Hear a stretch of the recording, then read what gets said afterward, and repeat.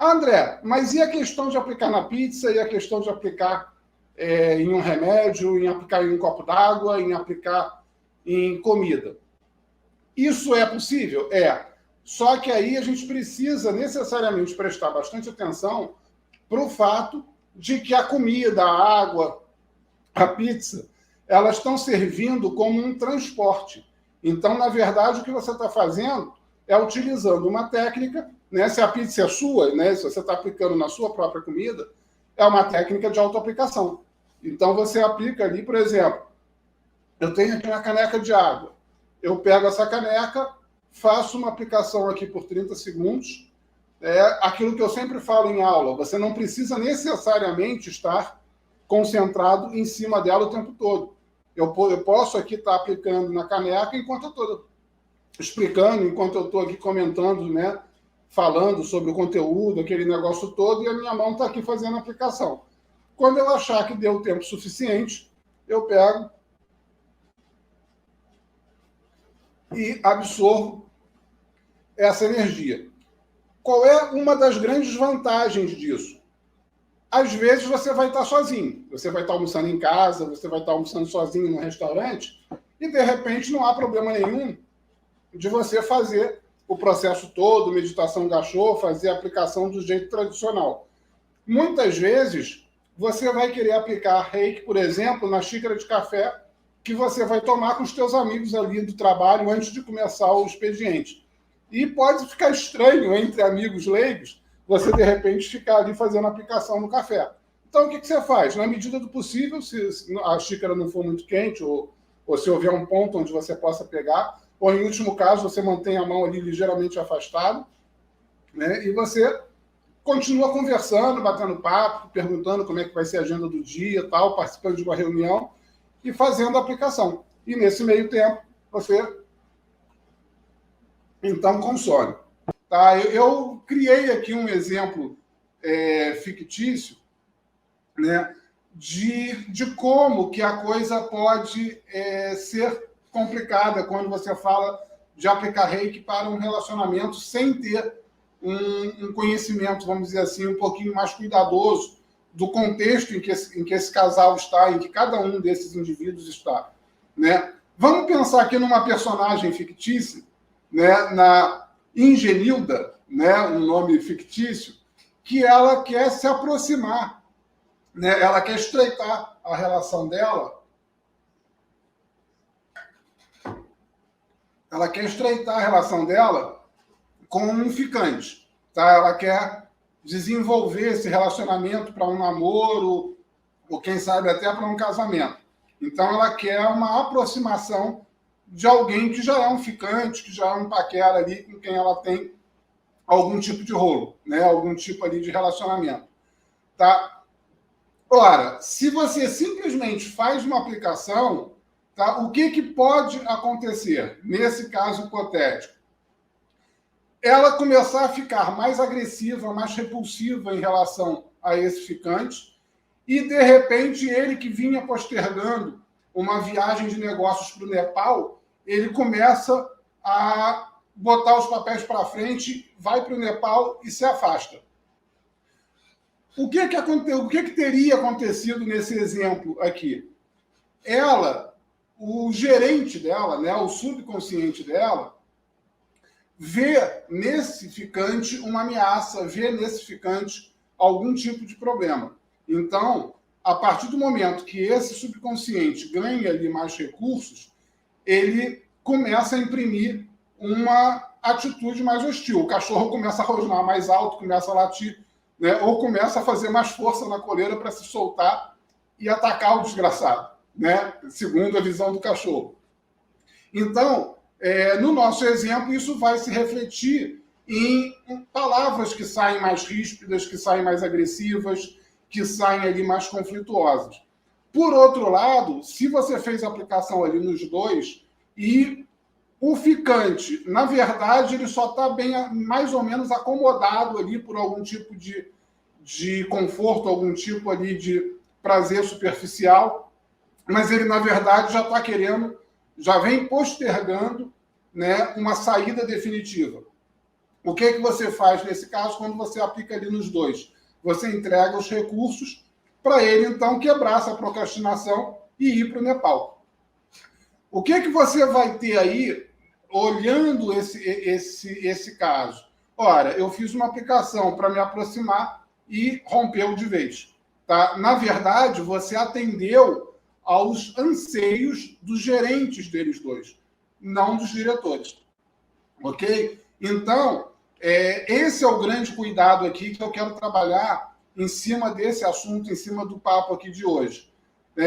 A ideia de você utilizar a aplicação de Reiki em relacionamentos não é no sentido nem próximo de algo que sugira uma possível amarração ou uma possível adoçamento ou, digamos assim, uma possível construção de um relacionamento que não exista.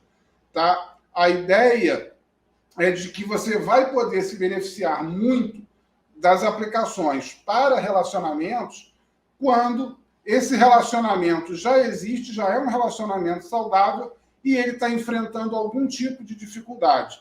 O aspecto da ética é esse, tá? É de nunca ter um relacionamento, muito menos se expor a um processo como esse.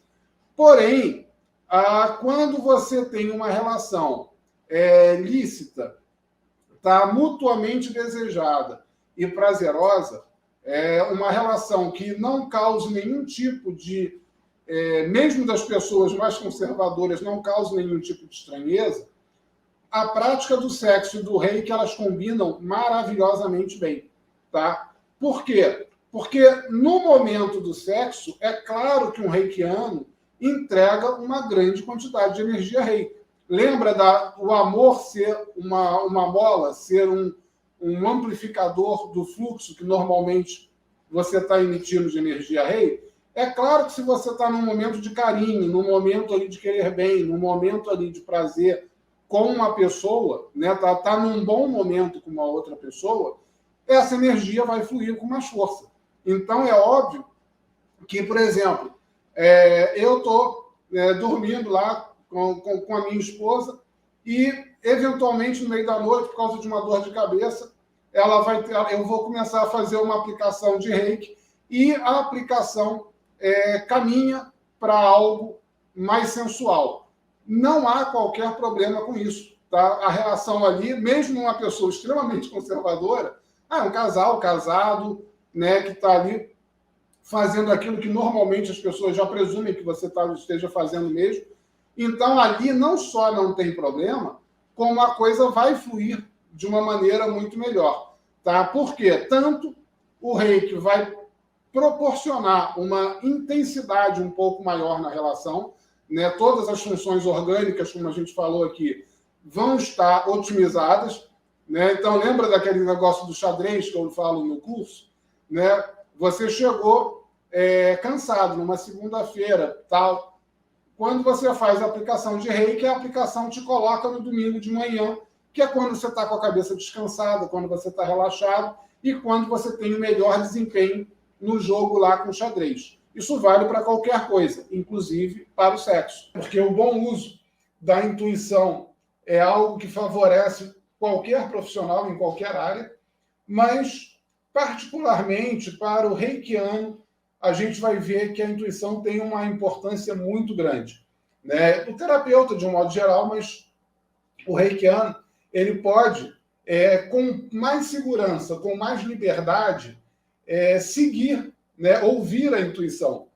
Foi daí que, inclusive, vem aquela minha afirmação que eu frequentemente repito: quando você tiver uma intuição, não discuta com a intuição, vai lá e executa. Isso, como reikiano, você pode fazer sem medo. Né? Quando você está trabalhando com outras técnicas, quando você está em outras atividades, talvez seja prudente você questionar, às vezes, a intuição. Né? Porque ali, principalmente quando você está operando algo que um erro possa causar problemas. Não é o caso do reikiano. Então, no caso do reikiano, ele pode liberar, ele pode dar ouvidos mais livremente à intuição, sem nenhum tipo de receio de causar algum mal, de causar ali algum problema. Então, dá para a gente trabalhar, dá até para desenvolver bastante a intuição quando a gente já trabalha com o Reiki, ok? O nosso tema de hoje, ele é o contrário de um vídeo que eu já coloquei aqui no canal há algum tempo, que é o local ideal de atendimento. Tá? Por que a gente vai falar hoje, então, sobre isso? Porque quando a gente está dando curso, quando a gente está ensinando, é claro que a gente vai recomendar as condições ideais, as condições perfeitas para um máximo de atendimento, para um atendimento mais completo, mais pleno. E é claro que tem uma série de detalhes que podem ajudar. Então, eu já fiz há algum tempo aqui, fiz até mais de uma vez, um vídeo falando sobre o local ideal, tudo que é o ideal de você ter na hora de você fazer um atendimento. E hoje eu vou falar o contrário. Como que a gente faz um atendimento a partir do momento que a gente não tem algum desses elementos, ou, em alguns casos, né, como pode eventualmente, comigo nunca aconteceu, mas pode acontecer de você precisar fazer uma aplicação nas condições mais antagônicas a todo aquele ideal que a gente falou. E não é para vocês deixarem, vocês não precisam deixar de fazer o Reiki por conta disso, tá? E vocês vão poder fazer sempre. No próprio vídeo que eu falo do local ideal, eu chego a falar isso logo no início. Não existe um local onde você não possa aplicar Reiki, não existe uma condição, uma situação, um ambiente onde você não possa trabalhar com Reiki. Claro que você não vai agendar um cliente para um lugar inóspito, para um lugar que tenha que pese contra de alguma forma. Mas é claro que numa emergência, que em determinadas situações pode acontecer. Eu, inclusive, tirei essa ideia de falar sobre isso a partir de uma experiência minha recente, que foi maravilhosa, né? A Silvana, que me acompanhou, ela está aqui, na aplicação que nós fizemos junto à unidade de saúde, né, daqui da USMAV, aqui de Paquetá, nós fomos levar aplicações de Reiki para a Secretaria de Transportes. E lá nós fomos, só faltaram nos carregar no colo, né? Fomos muito bem recebidos, né? Tivemos ali todo o suporte necessário, só que, claro, né, acontece que tem coisas que a gente não tem nem como imaginar que pudesse haver dentro da Secretaria de Transporte, como, por exemplo, uma maca, né? Uma maca você não teria nem na Secretaria de Saúde, não na parte administrativa, né? Não no setor administrativo. E aí você diz o que? Não posso atender porque eu não tenho uma maca, porque eu não tenho uma musiquinha, porque eu não tenho um incenso. Não, né? A gente vai atender, né? E como eu digo até no curso, o próprio Mikao Usui, precursor, né, da técnica, ele, lá no Japão, no início, não era feito em macas. Era feito em cadeiras, em esteiras, ou às vezes até em pé. Então, a gente pode sim adaptar isso da melhor maneira possível, funciona muito bem. E claro, né, a ideia central aqui é algo que todo mundo já deve estar mais ou menos acostumado, que é de você ser fiel a você mesmo. Isso muitas vezes exige comportamentos mais ativos, comportamentos mais firmes, que muitas vezes por comodidade, muitas vezes por alguma fraqueza aí na nossa própria formação, na nossa própria educação, nós temos uma certa dificuldade de nos colocar.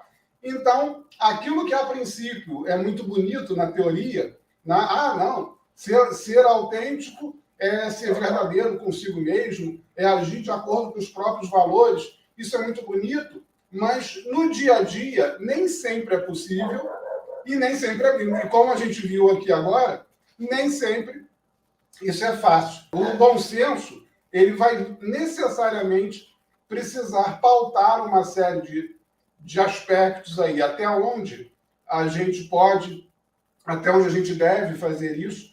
É claro que eu hoje vou abordar aqui também o inverso, como normalmente eu faço, aquele inverso que raramente a gente observa, que é o problemas acarretados pelo excesso de autenticidade. Quando você também parte para o outro extremo, quando você parte para o desequilíbrio oposto, e resolve ser absurdamente autêntico, isso também causa problemas e a gente vai falar deles hoje aqui. Gente, obrigado, boa semana, boa noite e um ótimo descanso para nós todos.